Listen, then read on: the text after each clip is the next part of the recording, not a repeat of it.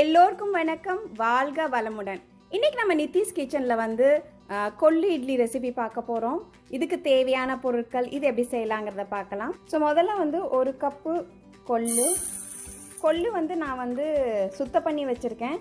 அது கல்லெல்லாம் எப்பயுமே இருக்கும் அதில், அதனால் சுத்தம் பண்ணிட்டு வச்சுக்கோங்க. 1/4 பங்கு இட்லி அரிசி இல்லை புழுங்கல் அரிசி, உளுந்து வந்து ஒரு 1/4 பங்கு தலை தட்டி வச்சுருக்கேன். வெந்தயம் வந்து 3/4 டேபிள் ஸ்பூன். வெந்தயம் உடம்புக்கு நல்லது, அதனால் இது பண்ணிக்கோங்க, சேர்த்துக்கோங்க. இப்போ இந்த எல்லாத்தையும் வந்து ஒரு 6 to 7 hours நல்லா ஊற வச்சிடலாம். கழுவிட்டு ஊற வச்சிடலாம். ஒரு 6 hours மினிமம் ஊறணும். ஸோ கிரைண்டர் மிக்ஸி எதுலேனாலும் போட்டு அரைக்கலாம். இது வந்து எனக்கு வந்து கிரைண்டர் வந்து சுலபமாக இருக்கும் அரைக்கிறதுக்கு. பட் வந்து நம்ம மிக்சிலையும் அரைக்கலாம். மிக்சியில் அரைக்கும் போது கொஞ்சம் கோல்டு வாட்டர் வச்சு அரைச்சிருங்க, அப்போ வந்து நல்லா அரையும்.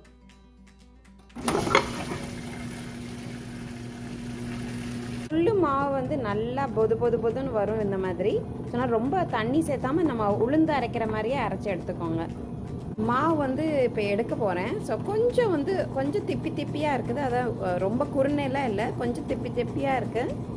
கொஞ்சம் அப்படி நரன்னு இருக்குது. அது அப்படி எடுத்துக்கலாம். அது ஏன்னா இது ரொம்ப நைஸாக ரொம்ப அரையாது.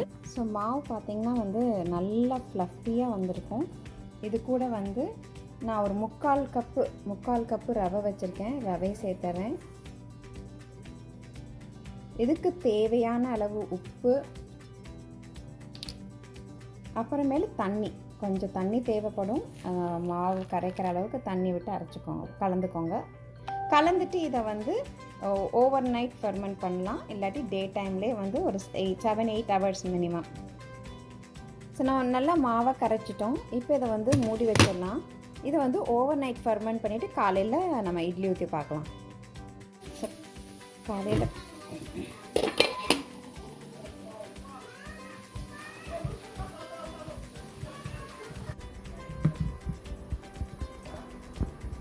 இந்த இட்லி துணி ரெடி பண்ணி வச்சுருக்கேன். அதில் வந்து நம்ம ஊற்றி வச்சிடலாம். இது நம்ம இட்லி மாவு அளவுக்கு வந்து இது ரொம்ப வந்து அந்த கொஞ்சம் தண்ணியாக இருக்க வேண்டியது, கொஞ்சம் எடுத்து அள்ளி ஊற்றுற அளவுக்கு இருந்தால் போதும். நம்ம ரவா இட்லிலாம் பண்ணுவோம் இல்லையா, அந்த கன்சிஸ்டன்சி. இப்போ வந்து இது நம்ம வந்து வேக வச்சிடலாம். ஸோ ஆல்ரெடி இட்லி பானையில் தண்ணி ஊற்றி வச்சுருக்கேன். எப்போயுமே வந்து இட்லி வைக்கிறதுக்கு முன்னாடி அடுப்பில் வந்து தண்ணி வந்து அந்த கொதி நிலைக்கு வந்துடணும். அது கொதி வந்தோன்னே நம்ம அதை வச்சு ஒரு 7 to 8 minutes இல்லை நிறைய இட்லி வைக்கிறீங்க அப்படின்னா ஒரு மேக்ஸிமம் 10 minutes மேலே வேக வைக்காதீங்க. ஸோ ஒரு 9 minutes ஆகிடுச்சு. நம்ம இட்லி எப்படி இருக்குன்னு பார்க்கலாம். லைக் வந்து இது பார்த்தாலே தெரியுது இது வந்து வெந்துச்சுன்னா. அப்படி இல்லாட்டி நீங்கள் வந்து கொஞ்சம் கையில் தண்ணி தட்டுட்டு குத்தி பாருங்கள், இட்லி வந்துருச்சான்னு தெரியும். இப்போ நம்ம இட்லி எடுத்துடலாம். நம்ம இட்லியை இது பண்ணிட்டோம்.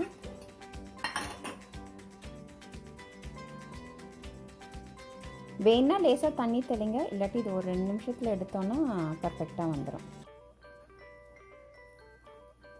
ஒரு 10 செகண்ட் வெயிட் பண்ணிவிட்டு எடுத்திங்கன்னா அது வந்து நல்லா வந்துடும் இட்லி. நம்மளுடைய கொள்ளு இட்லி ரெடி ஆயிடுச்சு.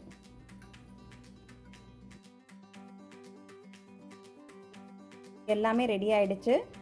எல்லாம் நல்லா டேஸ்ட்டாக இருக்கும். உங்களுக்கு வந்து ரெகுலர் இட்லி மாதிரியே இருக்கும். இது வந்து நீங்கள் வந்து லைக் ரொம்ப ஹெல்த்தியாக இருக்கனால டேஸ்ட் கம்மியாக இருக்குன்னு நினைக்காதீங்க. ரொம்ப நல்லாயிருக்கும்.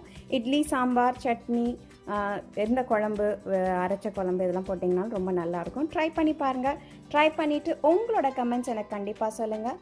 மறுபடியும் மீண்டும் ஒரு புது ரெசிபியோடு உங்களை சந்திக்கிறோம். அதுவரை எல்லோருக்கும் வணக்கம், வாழ்க வளமுடன்.